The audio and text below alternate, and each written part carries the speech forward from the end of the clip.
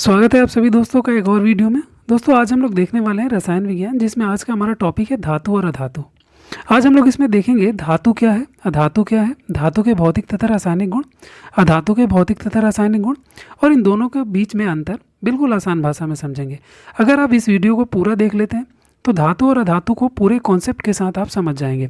इसके बाद हम लोग देखेंगे धातु तथा अधातु से संबंधित एमसीक्यू, मतलब कि बहुविकल्पीय प्रश्न, जो कि सभी एग्जाम के पॉइंट ऑफ व्यू से काफ़ी महत्वपूर्ण होते हैं। आइए वीडियो शुरू करते हैं, लेकिन अगर आप पहली बार जुड़े हैं तो चैनल को सब्सक्राइब जरूर करिए और अगर आपको वीडियो अच्छी लगती है तो वीडियो को लाइक करिए, दोस्तों में शेयर करिए। बात करें धातु और अधातु की, तो धातु और अधातु हमारे चारों ओर मौजूद विभिन्न प्रकार के पदार्थ हैं। मतलब हमारे चारों ओर मौजूद जितने भी पदार्थ हैं वो या तो धातु हैं या अधातु हैं। तत्वों को धातु और अधातु में विभाजित किया जा सकता है दो भागों में, और यह जानना काफ़ी महत्वपूर्ण है कि कोई विशेष तत्व धातु है या अधातु है। धातु है जैसे कि तांबा और एल्यूमिनियम ऊष्मा और बिजली के अच्छे संवाहक होते हैं, जबकि यह धातु है जैसे कि फास्फोरस और सल्फर कुछ अलग होती हैं। सामग्रियों को उनके गुणों के आधार पर ऊपर बताए गए के अनुसार हम प्रतिष्ठित कर सकते हैं। मतलब धातुओं और अधातुओं को अलग अलग सेपरेट कर सकते हैं। जैसे कि ये कोयला है, ये एक अधातु है, ये एक लौह अयस्क है, ये धातु है। तो इनके गुण, मतलब अधातुओं के गुण और धातुओं के गुण में काफ़ी भिन्नता होती है, बिल्कुल एक दूसरे के अपोजिट होते हैं लगभग ये। तो इनके बारे में विस्तृत रूप से जानते हैं। चलिए आइए, हमारा कंटेंट है धातुएं क्या होती हैं, अधातुएं क्या होती हैं, धातुओं के गुण, अधातुओं के गुण भौतिक और रासायनिक दोनों, और धातुओं और अधातुओं के बीच में अंतर, इसको हम लोग आज समझने वाले हैं। सबसे पहले अगर बात करें कि धातुएं क्या हैं, तो धातुएं देखिए, आवर्त सारणी में अधिकांश तत्व धातुएं हैं। इसमें क्षार धातु, संक्रमण धातु, लेंथेनाइड, एक्टिनाइड, क्षारीय पृथ्वी धातु शामिल है। धातुओं को कार्बन से शुरू होकर रेडान तक जिगजैग रेखा के माध्यम से आवर्त सारणी में पर गैर धातुओं से अलग किया जा सकता है। दोनों के बीच में तत्व जो है वो फास्फोरस, सेलेनियम और आयोडीन होते हैं। ये इन दोनों को अलग अलग करते हैं, मतलब धातु और अधातुओं को अलग करते हैं। अच्छा, ये तीनों जो तत्व हैं इनको अर्धधातु या उपधातु कहा जाता है, क्योंकि इनमें दोनों के गुण मिलते हैं। फास्फोरस, सेलेनियम और आयोडीन में धातु और अधातु दोनों के गुण थोड़े थोड़े पाए जाते हैं। तो ये ना पूरी तरह से धातु है, ना पूरी तरह से अधातु है, तो इनको अर्धधातु या उपधातु के नाम से भी जाना जाता है। और ये ध्यान रखिएगा, क्वेश्चन ये एग्जाम में पूछ सकता है कि धातु और अधातु को अलग करते हैं जो पीरियोडिक टेबल में, मतलब आवर्त सारणी में, वो कौन कौन से तत्व हैं। तो है फास्फोरस, सेलेनियम और आयोडीन। ठीक है, आगे हम बात करें अधातुएं क्या है। ठीक है, आवर्त सारणी में बहुत कम तत्व अधातु हैं। जैसे अगर देखा जाए, दोनों में कंपैरिजन किया जाए धातु और अधातु में, तो सबसे ज़्यादा जो है वो धातु हैं, अधातु बहुत कम है। ये आवर्त सारणी में दाहिनी ओर मौजूद होते हैं। जितनी भी धातु हैं वो राइट साइड में ज़्यादातर मौजूद हैं।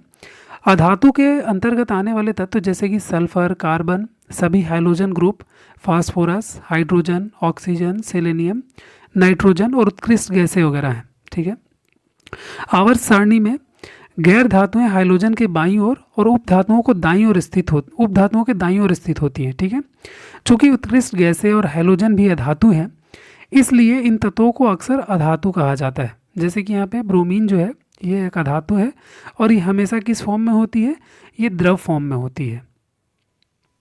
अब अगर इनके गुणधर्म की बात करें तो सबसे पहले देखते हैं धातुओं के गुण। अब धातुओं के गुण को दो भागों में हम बांट के पढ़ सकते हैं, एक तो भौतिक गुण और दूसरा रासायनिक गुण। तो सबसे पहले हम बात करें भौतिक गुण की, तो देखिए उनके कुछ भौतिक गुण हैं। पहला होता है ये चमकदार होते हैं। धातुएं कैसे होते हैं, देखने में एकदम चमकीले होते हैं। दूसरा है धातु बिजली और गर्मी के अच्छे संवाहक होते हैं, मतलब हीट और इलेक्ट्रिसिटी इन दोनों के बहुत अच्छे चालक होते हैं, कंडक्टर होते हैं ये। तीसरे नंबर पे घनत्व और गलनांक इनका काफ़ी उच्च होता है, मतलब इनका जो डेंसिटी है और मेल्टिंग पॉइंट है, घनत्व और गलनांक, वो काफ़ी हाई होता है, उच्च होता है। चौथे नंबर पे ये मोल्डेबल होते हैं, मतलब नम्य होते हैं। पांचवें नंबर पे ये है कि ये तन्य होते हैं। तन्य का मतलब होता है डक्टिलिटी, मतलब इनको पतले लंबे तारों के रूप में ज़्यादा खींचा जा सकता है बिना टूटे। जैसे अगर हम बात करें, एग्जाम्पल लें, सोने का अगर एग्जाम्पल लें, तो सबसे तन्य अगर धातु है, मतलब सबसे डक्टाइल कोई मटेरियल है, तो वो है सोना। उसके 1 ग्राम भार से हम 2 किलोमीटर लंबी तार को खींच सकते हैं बिना टूटे। ठीक है, लगभग की हम बात कर रहे हैं यहाँ पे। तो ये बहुत ज़्यादा तन्य होते हैं। ये सब जो इनके गुण है ये एग्जाम में पूछे जाते हैं, तो ये बहुत अच्छे से समझिएगा, याद रखिएगा। अगला छठे नंबर पे है कमरे के तापमान पर पारे को छोड़कर ये सभी के सभी धातु जो है ठोस रूप में होते हैं। मतलब धातुओं में अगर पारे को छोड़ दें तो ये सभी के सभी धातु जो है नॉर्मल टेम्परेचर और प्रेशर पर ठोस अवस्था में होते हैं, एक पारा ही जो है वो द्रव अवस्था में होता है।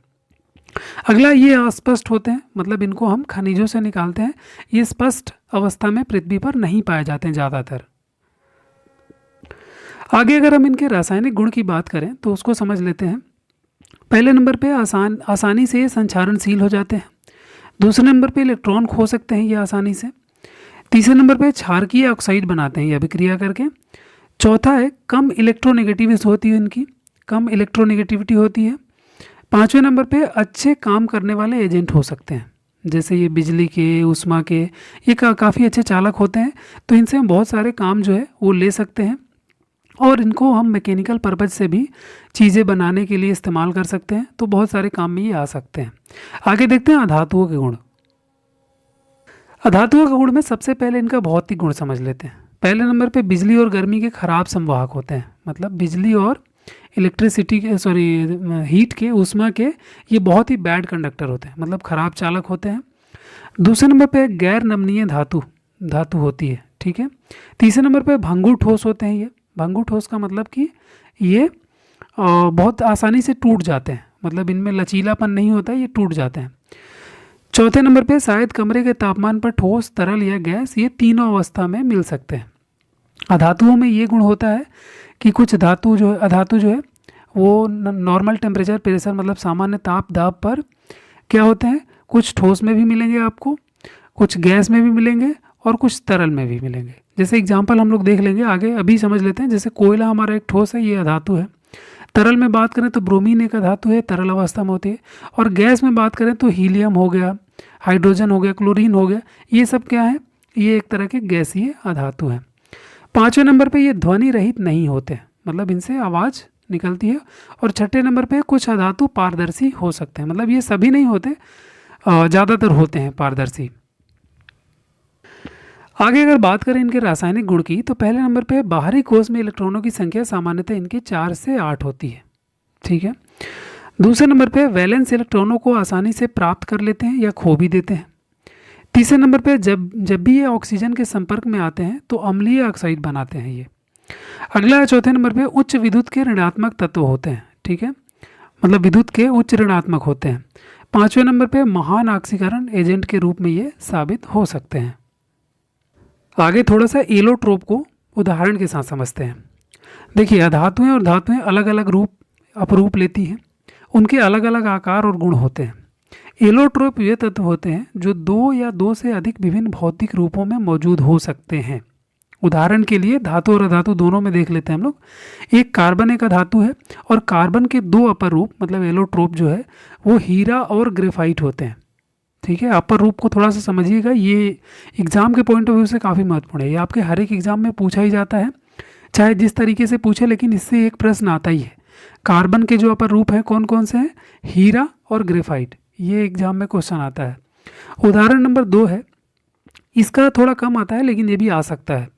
ये धातु है, इसके भी अपर रूप होते हैं। लोहे के दो अपर रूप होते हैं, कौन कौन से, ऑस्टेनाइट और फेराइट, ठीक है। लोहे के दो अपर रूप कौन कौन से होते हैं, ऑस्टेनाइट और फेराइट, ये ध्यान रखिएगा, ये एग्जाम में पूछ सकते हैं। लोहे के किसी एक अपर रूप का या दो अपर रूप का नाम बताइए, ठीक है। आगे हम बात करें तो इन दोनों के बीच में हम देख सकते हैं कुछ अंतर हैं, और वो अंतर बहुत ही इंपॉर्टेंट है। ये आपके एग्ज़ाम के पॉइंट ऑफ व्यू से ये बहुत इंपॉर्टेंट है, ये पूछे जाते हैं। तो ये दोनों को अलग अलग देख लेते हैं, इनमें क्या क्या अंतर है। एक तरफ हमने धातु को रखा है, दूसरी तरफ अधातु को रखा है। अब इनमें अंतर क्या क्या है उसको समझते हैं। देखिए, पारे को छोड़कर ये सभी के सभी कमरे के तापमान पर, मतलब नॉर्मल टेम्परेचर, प्रेशर, सामान्य ताप और दाब पर ठोस होते हैं।